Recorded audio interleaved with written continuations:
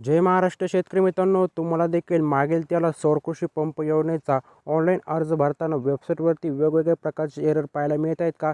तर याचं सोल्युशन काय एवढ्याच्या माध्यमाने आपण संपूर्ण काय डिटेलमध्ये पाहणार आहोत आणि तुम्हाला जे जे काही एरर येत आहेत त्याचं सोल्युशन मी तुम्हाला व्हिडिओद्वारे सांगणार आहे. त्यामुळे तुम्हाला व्हिडिओ बिना स्किप करता शेवटपर्यंत पाहायचा आहे. आणि तुम्ही जर आपल्या चॅनलवरती पहिल्यांदा चाला असाल तर आपल्या चॅनलला सबस्क्राईब करून आपल्या व्हिडिओसुद्धा लाईक करून घ्या, जेणेकरून असेच माहितीपूर्ण व्हिडिओ तुम्हाला सर्वप्रथम भेटत राहतील.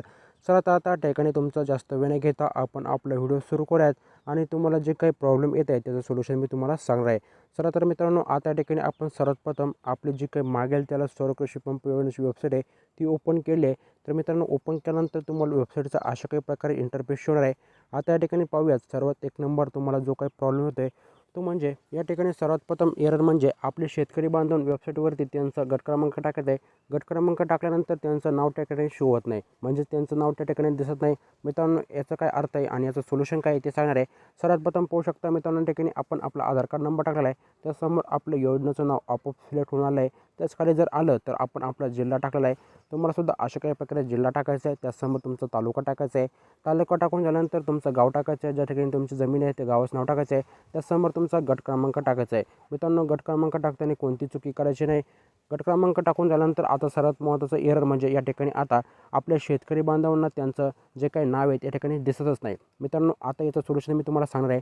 तर सर्वात प्रथम या ठिकाणी असं जर तुम्हाला एरर जर दाखवत असेल मित्रांनो, चिंता करू नका. कारण की मित्रांनो, या ठिकाणी जी काही वेबसाईट ही नुकतीच 2 ते 3 दिवसापूर्वी लॉन्च झाली आहे आणि आपले शेतकरी बांधव एकाच वेळी सर्वजण वेबसाईटवरती फॉर्म भरण्यासाठी येत आहेत. त्यामुळेच मित्रांनो, आपल्याला या ठिकाणी वेगवेगळ्या प्रकारचे एरर पाहायला मिळत आहे. मित्रांनो, वेबसाईटचं एकच सर्व्हर असल्यामुळे वेबसाईट एवढा ट्रॅफिक सहन करत नाही, त्यामुळे आपल्याला हे जे काही एरर आहे ते पाहायला मिळत आहे.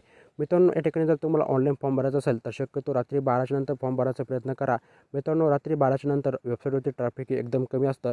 त्यानंतर मित्रांनो, ऑनलाईन फॉर्म भरताना तुम्ही मोबाईलचा वापर न करता लॅपटॉप किंवा कॉम्प्युटरचा वापर करा, जेणेकरून तुमचा जो काही फॉर्म आहे ते एकदम सुरळीतरित्या भरता येईल.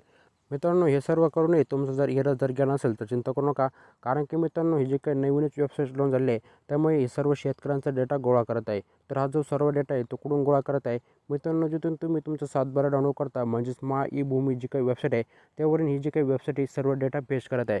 मित्रांनो, अजूनही सर्व शेतकऱ्यांचा डेटा या ठिकाणी आलेला नाही आणि उपलब्ध झाला नाही. त्यामुळेच मित्रांनो, आता या ठिकाणी जसंही वेबसाईटवरती सर्व एरर जातील मी तुम्हाला एक कंप्लीट फॉर्म भरून दाखवणार आहे, ज्यामध्ये मी स्वतः माझा फॉर्म भरून दाखवणार आहे. तिथे तुम्ही घर बसल्या तुमचा फॉर्म ऑनलाईन पद्धतीने भरू शकता.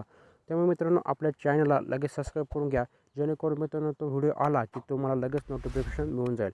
मित्रांनो, व्हिडिओ जर तुम्हाला माहितीपूर्ण वाटला असेल तर नक्कीच आपल्या व्हिडिओला लाईक करून आपल्या चॅनललासुद्धा सबस्क्राईब करून घ्या. भेटूयात मित्रांनो अशाच माहितीपूर्ण व्हिडिओसोबत. तोपर्यंत जय हिंद, जय महाराष्ट्र. मित्रांनो, व्हिडिओ शेवटपर्यंत पाहिल्याबद्दल तुमचे मनापासून आभार.